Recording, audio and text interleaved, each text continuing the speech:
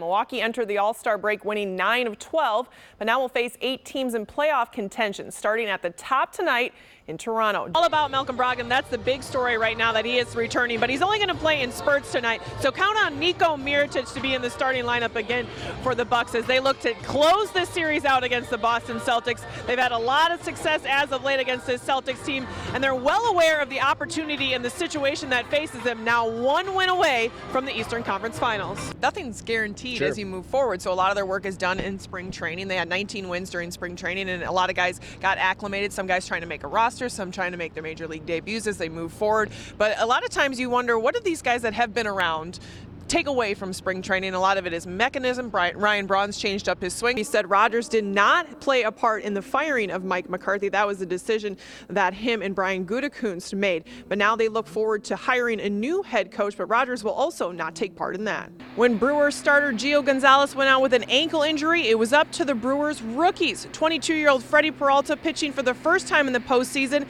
and the first time in 3 weeks. A lot of times you see the highlight reels of the offense and stuff, but they held the Pistons to just 86 points. And Dwayne Casey, the Pistons head coach, afterwards said we weren't ready for them. They weren't ready for the pace. They were outmatched from literally tip-off. In the media auditorium after this loss, Mike McCarthy comes in, gives his opening statement like he does in weeks past, and like Brandon mentioned, it's kind of been the same theme. We're disappointed, we're frustrated, but it's literally, I was thinking to myself, we heard this last week. This team knows that all they have to do is win 2 in a row, and then they're on their way to the World Series. They've won 12 straight already this year, so I think they're in good shape, and playing here, they hold the National League record best at home. You want to get more than you got out of Yoeli Chassin, and Jeremy Jeffress has not had the standout postseason that maybe Brewers fans would have liked to see, but it also comes down to just scoring 1 run. It's hard to win a Game 7 of the NLCS against Clayton Kershaw and the other pitchers, Walker Buehler, that the Dodgers put on the mound tonight. Go against the Pistons, hoping to take a 2-game lead in this series, but no Blake Griffin for Detroit tonight, so we'll see how quickly, or if at all, this game gets out of control. Bucks and 6 is still painted on the plaza here, but we all know it only took the Bucks 5 wins to knock out the Boston Celtics,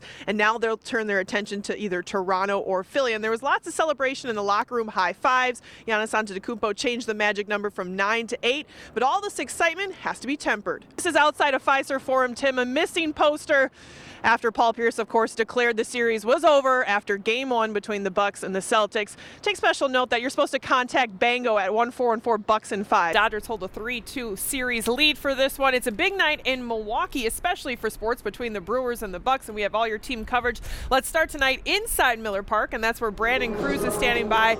And Brandon, Travis Shaw is back in the lineup tonight, but there's some other lineup changes. Is that correct? It looks like the Bucks came out red hot, but then the Toronto Raptors humbled them, so to speak, in Canada. And you're talking about Giannis Antetokounmpo being named All-NBA first team. He's out here, of course, the first one to warm up along with Chris Middleton. Giannis and Chris had decent games in Game 4. If there was a star in that ugly game, it was Giannis and Chris. That's exactly it, Brendan. It's raining right now at Coors Field, but it was raining champagne and beer inside the clubhouse. And like you were saying, they're kind of getting used to this celebration. Travis Shaw, when I talked to him after the game, he said, we've been here, we've done that, and that's a good thing. Obviously, they're enjoying the moment, they're enjoying the celebration, they're enjoying the fact that they've put themselves in a position to be successful and to be winners, and now as they move on to the NLCS. But they all said the same thing after the game. This is just the beginning. It'll have a major effect in the locker room. I think Jordy was one of those locker room guys. He was a leader on the team. He obviously was a pro's pro, and he was, not Aaron Rodgers, face of the franchise, but he was one of those guys. And I think a lot of guys looked up to him. That wide receiver group, especially Devontae Adams and Randall Cobb, they all said that Jordy's kind of been like this big brother figure.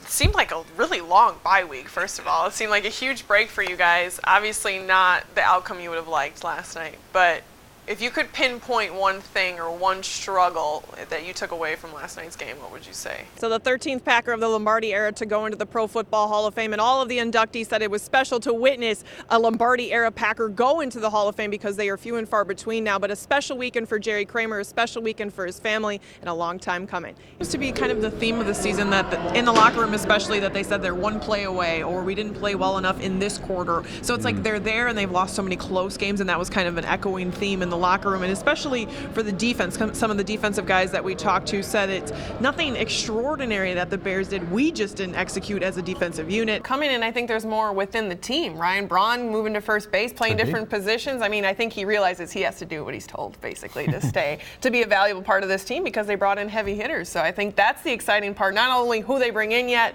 but who is on that team and where they're going to play.